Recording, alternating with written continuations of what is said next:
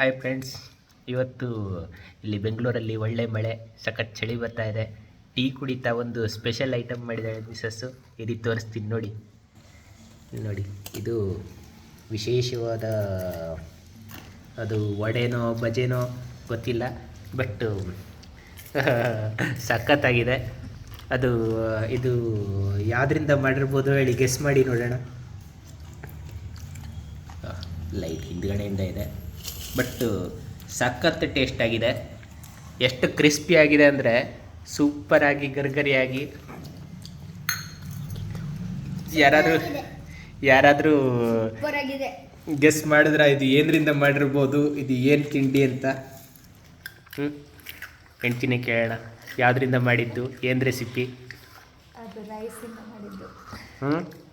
ರೈಸಿಂದ ಈ ಥರ ಗರ್ಗರಿಯಾಗಿ ಕ್ರಿಸ್ಪಿಯಾಗಿ ಹೆಂಗೆ?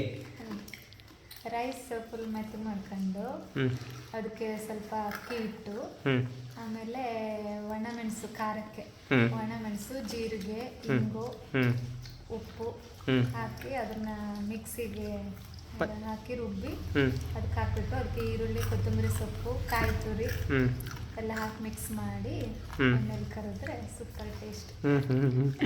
ಎಷ್ಟು ಸಖತ್ತಾಗಿದೆ ಅಂದರೆ ತಿನ್ನಕ್ಕೆ ಕುತ್ಕೊಂಡವ್ರಿಗೆ ಆಲ್ಮೋಸ್ಟ್ ಅರ್ಧ ಫ್ಯಾನ್ ಆಗಿತ್ತು ಇದರಲ್ಲಿ. ತಿಂದು ಫಸ್ಟ್ ಟೈಮ್ ಮಾಡಿದ್ದು ಬೇರೆ ಅಂತೆ, ಹೊಸ ರುಚಿ. ಗಂಡನ ಮೇಲೆ ಪ್ರಯೋಗ ಮಾಡಿದ್ದಾರೆ, ಗಂಡ ಮಕ್ಕಳ ಮೇಲೆ. ಈಗ ನಾವು ಕುತ್ಕೊಂಡು ತಿಂತಾ ಇದ್ದೀವಿ, ಅದರಲ್ಲಿ ಅರ್ಧ ಪಾತ್ರೆ ಆಗಿತ್ತು. ತಿಂದು ಖಾಲಿ ಅದು ಹೋಗ್ತಾನೇ ಇದೆ ಒಳಗಡೆ. ಎಷ್ಟು ತಿಂದರೂ ಇನ್ನೂ ಬೇಕು ಅನ್ನಿಸ್ತಾ ಇದೆ, ಅಷ್ಟು ಸಖತ್ ಟೇಸ್ಟ್. ಅದು ಸೂಪರ್ ಆಗಿದೆ. ಈ ಮಳೆಯಲ್ಲಿ, ಸಖತ್ ಹೊರಗಡೆ ಮಳೆಯಲ್ಲಿ ಹಿಂಗೆ ಕುತ್ಕೊಂಡು ಬಜೆ ತಿಂತಾಯಿದ್ರೆ, ಟೀ ಕುಡ್ಕೊಂಡು ಎಷ್ಟು ತಿಂದ್ವಿ ಅನ್ನೋದೇ ಗೊತ್ತಾಗಲ್ಲ.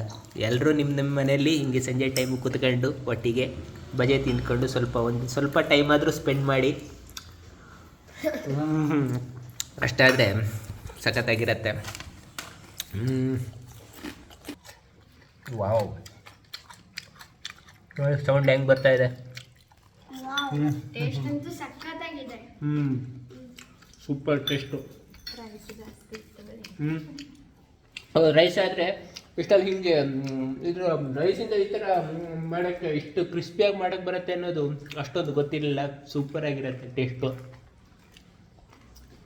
ಒಂಥರ ಮುಳ್ಕೊಂಡ್ ಥರನೂ ಇದೆ, ಹಾಗೇಳಿ ತುಂಬ ಎಣ್ಣೆನೂ ಇಲ್ಲ. ನೋಡಿ, ನೀವು ಹೊರಗಡೆ ಗೋಬಿ ತಂದ್ಕೊಂಡು ಕರ್ದಿರೋ ಗೋಬಿ ತಿಂದ ಥರನೇ ಅಷ್ಟು ಕ್ರಿಸ್ಪಿ.